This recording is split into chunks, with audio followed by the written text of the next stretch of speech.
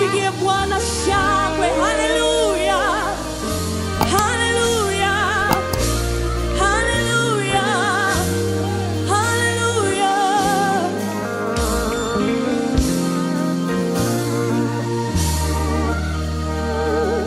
Kama ulikuwa unamshangilia Yesu, fanya vizuri zaidi. Come on, tumpe vizuri zaidi Yesu.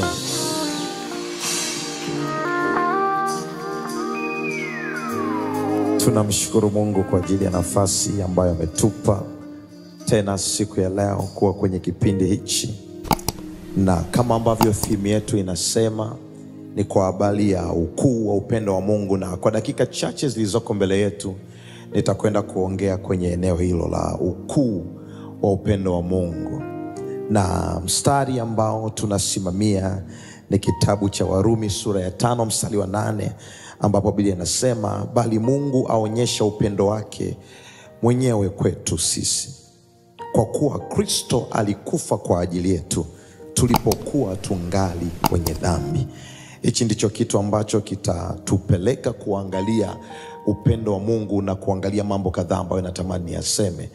Na ninaamini hata wewe ambaye unatutazama hivi sasa unashuhudia kwamba kuna kitu ambacho kwenye maisha yako kina reflect upendo wa Mungu katika jina la Yesu. So, kwa dakika chache nitakwenda kusema kwa habari ya ukuu wa upendo wa Mungu. Napenda kuimba fadhili zako zinazodumu,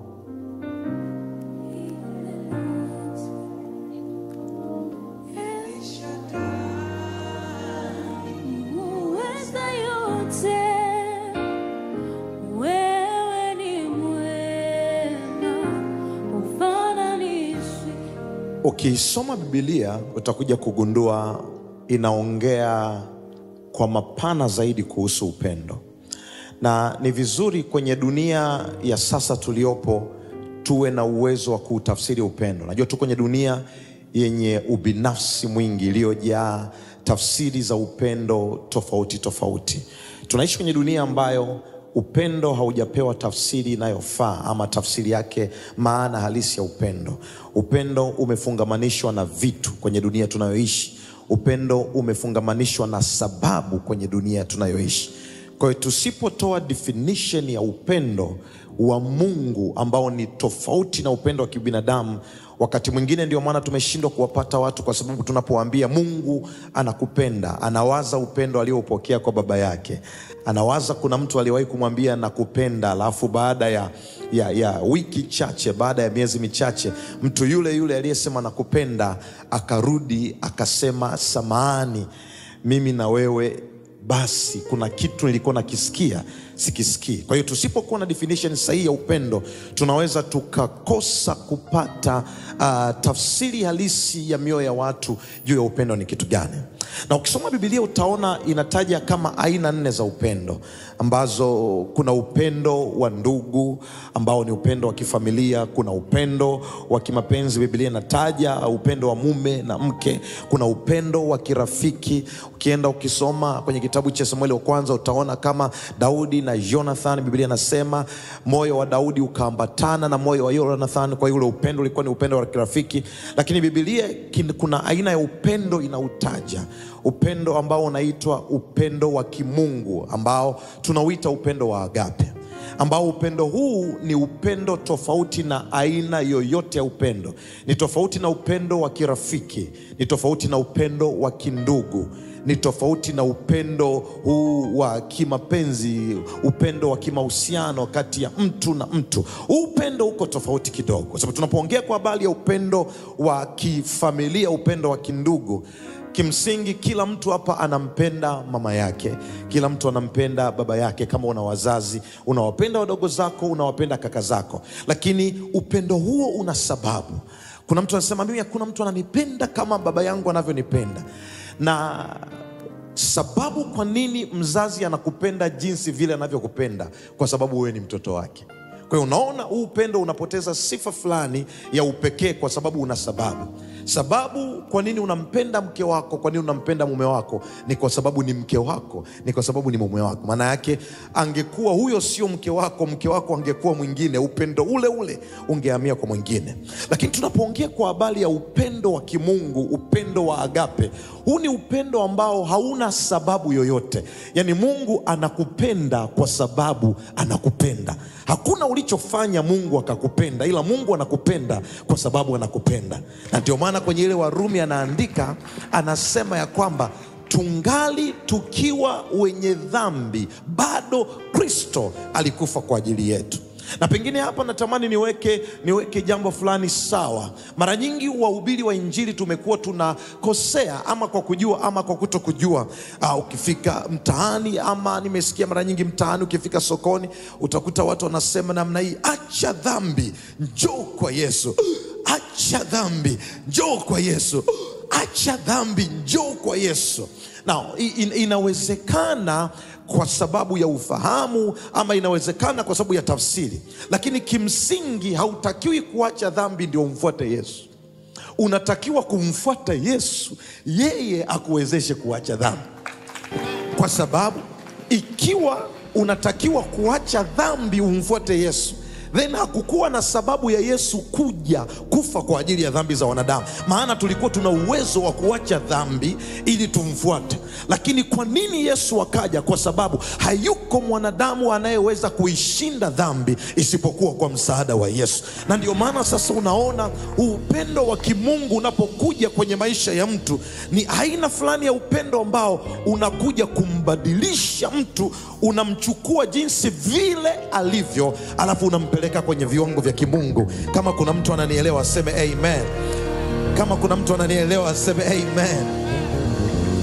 So natamani nikuonyeshe mambo kadhaa tofauti ya hizi pendo za kibinadamu na huu upendo mkubwa kabisa, huu upendo wa Mungu ni mambo gani. Nitakuonyesha mambo kama matatu ambayo nimeyapa title sifa za kipekee za upendo wa Mungu. Sifa za kipekee za upendo wa Mungu. Sifa ya kwanza ya upendo wa Mungu ni upendo usio na sababu, ni upendo usio na kikomo, ambayo hii tumeisoma kwenye kitabu cha Warumi sura ya 5, ambayo anasema bali Mungu aonyesha upendo wake mwenyewe kwetu sisi, kwa kuwa Kristo alikufa kwa ajili yetu tulipokuwa tungali wenye dhambi. Kwa hiyo maandiko haya yanatuonyesha kifo cha Yesu hakikusubiri tuwe wasafi. Kifo cha Yesu hakitusubiri tustahili. Kifo cha Yesu hakikusubiri sisi tukae kwenye position, ila Mungu tu alitupenda. Ninapenda kwenye tafsiri ya Yohana anasema 3:16, kwa maana jinsi hii Mungu aliwapenda walimwengu, alafu akamtoa Yesu ili kila anayemwamini asipotee bali awe na uzima wa milele. Kule mbele anaenda na anamalizia anasema, na uzima wa milele ndio huu, wakujue wewe Mungu na Kristo Yesu uliyemtuma. Kwa hiyo kitu cha kwanza ambacho natamani ukielewe ili upokee upendo wa Yesu, lazima uelewe ni aina ya upendo ambao hauna sababu wala hauna kikomo. Mimi nina watoto wangu, ninawapenda sana, lakini ninawapenda kwa sababu ni watoto wangu. Nikiwaangalia naona sura yangu pale, nikiangalia ninaona hawa ndio watachukua mali zangu hao. Kwa hiyo ninawapenda kwa sababu hiyo. Ninawapenda wakati mwingine kwa sababu ya kile wanachokifanya, lakini Kristo alitupenda, hakuna tulichofanya tukapendwa na wengine kama sisi ambao tumesimama. Mtu kama mimi leo nimesimama kuwa mhubiri, lakini nikiangalia historia yangu, hata wewe ukiangalia haraka haraka, mimi nisingefanania kuwa mchungaji, lakini guess what? Jesus did it. Kwa sababu ya upendo usio na sababu. Jambo la pili ambalo natamani liseme kwa haraka, upekee wa upendo wa Mungu ni upendo unaofundisha namna ya kupenda na kutengeneza mazingira ya kupenda. Mungu ndio mpendaji pekee ambaye anakufundisha namna ya kumpenda, alafu anakutengenezea mazingira ya kumpenda. Ukisoma kitabu cha Kutoka sura ya 33 Pengine utasoma mwenyewe nyumbani, nitaparaphrase mstari kuanzia mstari wa 17 ukienda mpaka kule chini, utagundua kuna kitu cha ajabu ambacho kinatokea. Wakati Musa amekuwa ana experience na Mungu kwa muda fulani, akiwa kama kiongozi wa kanisa la jangwani la wana wa Israeli, Biblia inasema kuna wakati walikuwa wanatoka sasa, wanaanza safari kwenda kule Mungu ambako amewakusudia kwenda. Wakiwa wanataka kwenda, Biblia inasema Mungu akaongea na Musa, akamwambia nimemtuma malaika ataenda pamoja na ninyi. Na kwangu mimi, Mungu kusema kwa kinywa chake kwamba nimemtuma malaika ataenda pamoja na mimi, kwangu mimi nikawa nawaza pengine hiyo ingekuwa ni kitu cha kipekee sana kwangu. Lakini angalia jinsi Mungu na Musa walivyopendana, kiasi kwamba Musa akawa anajua namna ya kuongea na Mungu na akawa anataka zaidi kutoka kwa Mungu. Biblia inasema Musa akamwambia Mungu, hapana, hatuwezi kwenda kwa malaika, tunataka wewe uwepo wako ndio uende pamoja na sisi. Anasema usipoenda pamoja na sisi usituchukue hapa. Anasema ikiwa nimepata neema machoni pako. Mungu akamkubalia ile ombi. Lakini utaona Musa anaendelea kuongea na Mungu, anamwambia Bwana, ikiwa nimepata tena neema machoni pako, naomba nione utukufu wako. Maana yake pale anapotaka kuona utukufu wa Mungu, kumbuka Mungu ameshasema mkono wake utaenda pamoja na yeye, lakini anaenda mbali zaidi, anasema nataka nione utukufu wako. Maana yake Musa alikuwa hataki mkono tu wa Bwana, alikuwa anataka package nzima ya Mungu iende pamoja naye. Maana yake mkono wa Bwana unamwakilisha matendo, lakini utukufu wa Bwana unawakilisha uwepo mzima wa Mungu kwenye maisha yake. Kwa hiyo Musa anachosema, mimi sitaki tu nione kile unachoweza kufanya, ila nataka nikuone wewe. Na Biblia inasema Mungu akamkubalia ile ombi. Lakini utaona pale mbali Musa anaenda, anamwambia Mungu, nataka nione utukufu wako. Na Mungu anamwambia ya kwamba hautaweza kuniona, kwa sababu kwa protokali za kiulimwengu wa roho, hakuna mwanadamu anayeweza akamuona Mungu na akaishi. Hayuko mwanadamu anaweza kumuona Mungu akaishi. Lakini kwa sababu upendo una nguvu kuliko itifaki, kwa sababu mahusiano yana nguvu kuliko itifaki, Biblia inasema Mungu, utaona, akamwambia Musa, yani wakati ameshamwambia hautaniona, hakuna mwanadamu anaweza akaniona akaishi. Lakini Mungu akakumbuka huyu Musa sio tu mtu wa kawaida. Huyu Musa ni mtu ambaye ninampenda, lakini na yeye ameonyesha interest ya kunipenda. Kwa hiyo mimi na yeye tunapendana, ngoja nifanye namna kwa ajili yake tu ambayo sijawahi kufanya kwa namna nyingine. Ndio ukisoma Biblia inasema Mungu akamwambia Musa, lakini hapa mahali karibu na mimi pana mwamba. Hakuna mwanadamu anayeweza kumuona Mungu akaishi, lakini hapa karibu yangu pana mwamba. Kwa hiyo nitakachofanya ili unione, nitakuficha kwenye mwamba. Na nikikuficha kwenye ule mwamba, nitakapopita, hautaniona uso wote, lakini utaniona sehemu yangu nikiwa napita. Maana yake Mungu anavunja protokali yake mwenyewe ili kumtengenezea mazingira mwanadamu mmoja amuone, kwa sababu ametaka. Na ni kitu gani kilichomsukuma kufanya hivyo? Ni ule upendo aliokuwa nao, ni ile fadhili aliokuwa nayo, ni ile huruma aliokuwa nayo. Na ndio maana wakati ninafika hapa, wimbo ulioimba kichwani mwangu, napenda kuimba fadhili zako zinazodumu milele yote. Maana yake huruma za Bwana. Elishadai ni mweza yote, wewe ni yani anaweza yote, anaweza hata kufanya ambavyo havipo vikawepo. Mtu mwingine akamwambia Bwana, umenifanyia njia mahali pasipo na njia. Maana yake kwenye ulimwengu wa kawaida hapo mahali hawapiti watu, lakini kwa upendo wa Mungu amemfundisha mtu kumpenda na amemtengenezea nafasi ya kupendana naye. Kama kuna mtu anaelewa seme amen. Jambo la tatu ambalo hili nitakaa kidogo, natamani niongee kutokea hapa. Upekee wa upendo wa Mungu ni kwamba ndani ya hukumu za Mungu kumejaa upendo.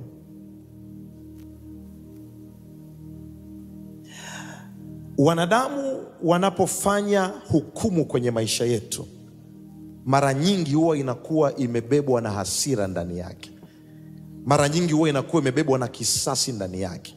Lakini ukisoma maandiko utakuja kugundua ndani ya hukumu za Mungu, hata Mungu anapofanya adhabu ya namna fulani, ukiangalia kwa undani utakuja kugundua lengo lake ni kumpenda mtu na lengo lake sio kumwangamiza mtu. Ukisoma kitabu cha Mwanzo sura ya 3 kuanzia mstari wa 19 mpaka 21, tunafahamu sura ya 3 ndio sura ambayo anguko limetokea. Adamu amemuasi Mungu, amefanya kile kitu ambacho Mungu hakutaka afanye. Utaona Biblia inasema wakajigundua wako uchi, na ukienda kule juu ukisoma mistari mingine utaona Adamu na mkewe wakajitengenezea majani, wakajifunika aibu yao. Lakini Mungu anapokuja anafanya kitu cha tofauti, kwa sababu alikuwa anajua yale majani kuna wakati wa jua ukifika yatakauka na hayataweza kustiri utupu wao. Ndio unaona anaandika, anasema kuanzia mstari wa 29, anasema kwa jasho la uso wako utakula chakula hata utakapoirudia ardhi ambayo katika hiyo ulitwaliwa, kwa maana mavumbi wewe na mavumbi utarudi. Kwa unaona hapo kuna hukumu fulani inatolewa, lakini katikati ya hiyo hukumu kuna kitu anakitamka. Anasema Adamu akamwita mkewe jina lake Hawa, kwa maana yeye ndiye mama wa wote walio hai. Bwana Mungu akamfanyia Adamu na mkewe mavazi ya ngozi akawafunika.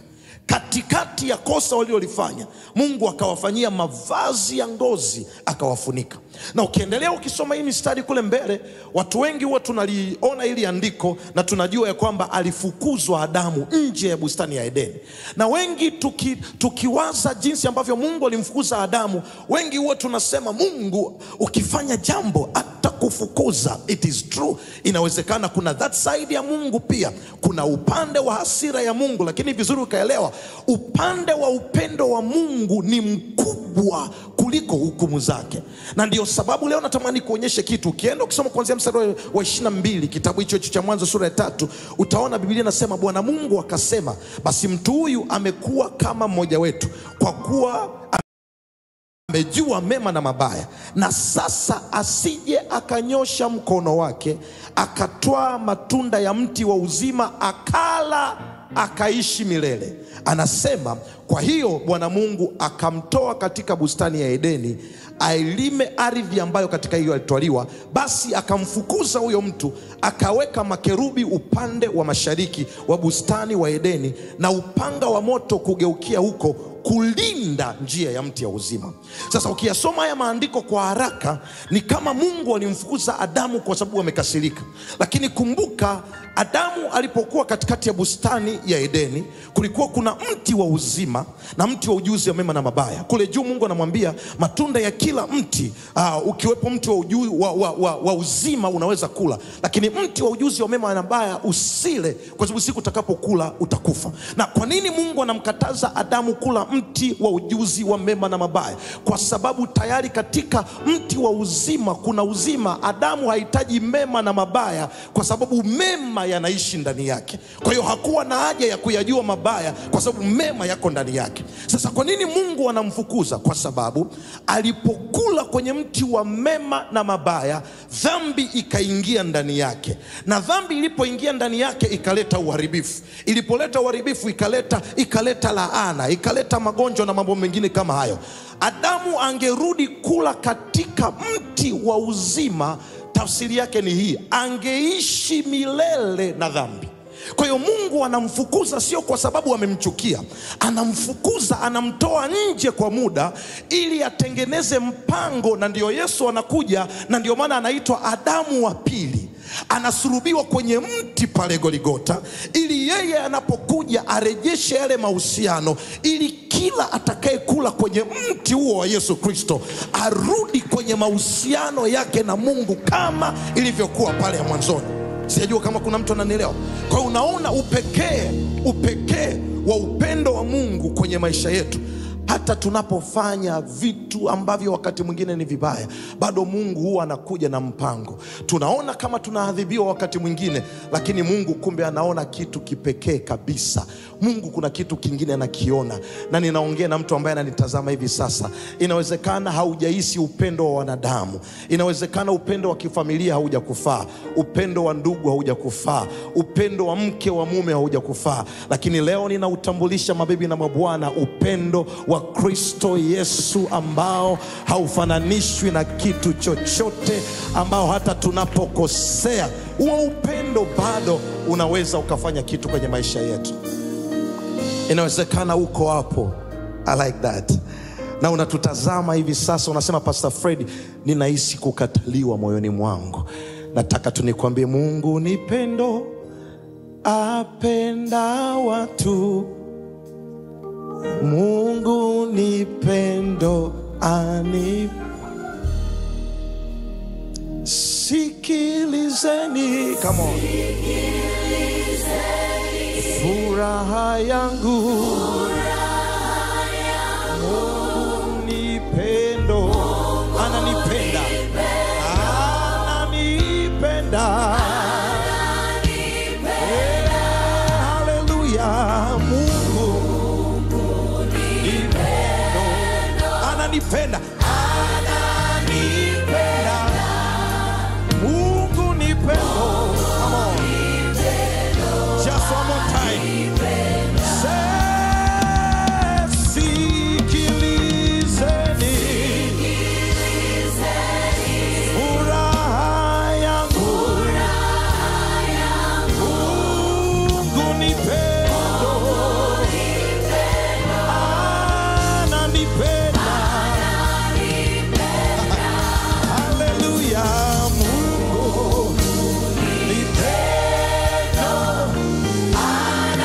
ananipenda.